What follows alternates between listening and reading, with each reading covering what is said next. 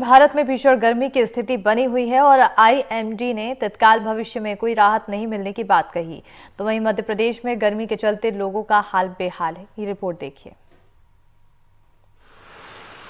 पूरे देश में अप्रैल और मई के महीनों में गर्मी लगातार बढ़ रही है। देश के उत्तर पश्चिमी और मध्य भाग के कई राज्यों में तापमान 50 डिग्री सेल्सियस के करीब रिकॉर्ड किया जा रहा है।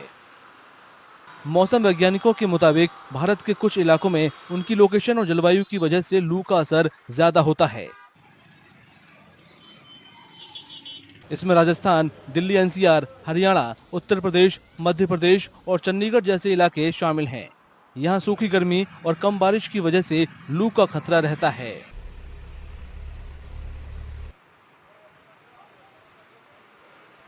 अभी ऑलमोस्ट जे आप कह सकते हैं कि सेकंड वीक हो गया जब से नॉर्थ वेस्ट इंडिया में heat wave to severe heat wave prevail कर रही है। मीन टेम्परेचर 47 डिग्री से भी ज़्यादा कुछ हिस्सों में एग्जिस्ट कर रहे हैं और इसके लिए हमने काफ़ी दिनों से रेड अलर्ट दे रखा था। अगर हम आज की बात करें, आज के लिए हमने पूरा north west India starting from Rajasthan, Punjab, Haryana, NCR, Delhi, west Uttar Pradesh और मध्य प्रदेश में 2 दिनों के लिए रेड अलर्ट दिया हुआ है। अभी जो है मध्य प्रदेश में हीट वेव का दौर चालू है और बहुत सी जगह जो हीट वेव प्राप्त हुई है और आने वाले दिनों में भी हीट वेव का सामना करना पड़ सकता है। तो वेस्ट एमपी में 2-3 दिन तक है और लेकिन ईस्ट एमपी में कुछ जगह जो है वो 5 दिन हीट वेव का चांस रहेगा। 48 के आसपास टेम्परेचर, हाईएस्ट टेम्परेचर रह सकता है अभी।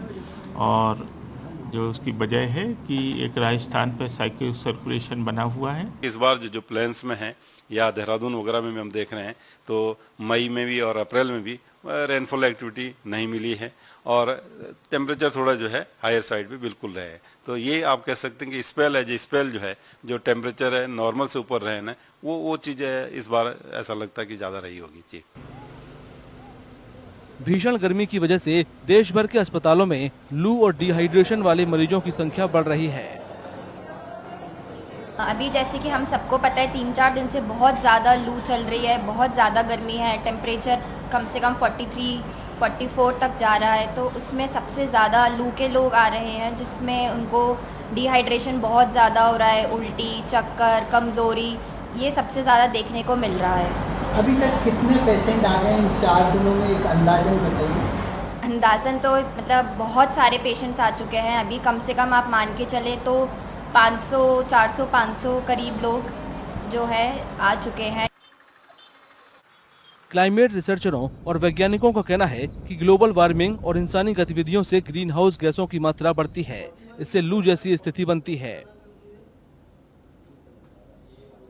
आईएमडी जो पर्टिकुलरली समर सीजन जब स्टार्ट होता है उसके लिए एक सीजनल वेदर आउटलुक या सीजनल टेम्परेचर आउटलुक इशू किया जाता है जो एक कंप्लीट सीजन का रहता है, जिसके तहत हमको ये बताया जाता, हम ये इंफॉर्मेशन जारी करते हैं जिसमें बताया जाता है कि क्या हमारे टेम्परेचर अबो नॉर्मल या बिलो नॉर्मल रहने के चांसेस हैं।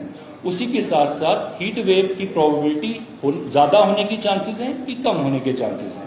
जैसे कि आईएमडी ने जो इस बार सीजनल स्केल का फोरकास्ट हमारा मई जून के लिए, अप्रैल मई जून का जो इशू किया था उसमें ऑलरेडी मार्च मंथ के एंडिंग में ही ये बता दिया गया था कि जो हमारे टेम्परेचर्स हैं वो अबो नॉर्मल रहेंगे। Whether global warming is responsible for present heat wave condition in India? Answer is yes. हमारे एक एक्टिविटी में जो भी हम कर रहे हैं उसमें क्या होता है कि ग्रीन हाउस गैस का इमिशन जो है कंटिन्यूअस आपको होते रहता है। तो अभी जो प्रेजेंट जो कंडीशन है global warming, it has become a common term. और जब भी देखा गया है कि जब भी आपको ग्लोबल वार्मिंग आपको होती है 0.5 डिग्री, जब भी आपको ग्लोबल टेम्परेचर आपको इंक्रीज कर जाता है तो उसके चलते थंडरस्टॉर्म के केसेस जो है, थंडरस्टॉर्म के केसेस भी बढ़ जाते हैं और हीट वेव के केसेस भी बढ़ जाते हैं। मौसम वैज्ञानिकों के मुताबिक जब अधिकतम तापमान मैदानी इलाकों में 40 डिग्री सेल्सियस, तटीय इलाकों में 37 डिग्री और पहाड़ी इलाकों में 30 डिग्री तक पहुंच जाता है तब लू जैसी स्थिति बनती है।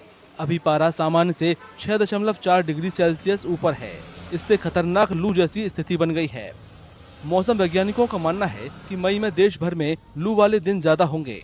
साथ ही उत्तर और पश्चिम भारत के कई हिस्से में औसत तापमान सामान्य से ऊपर रहेगा।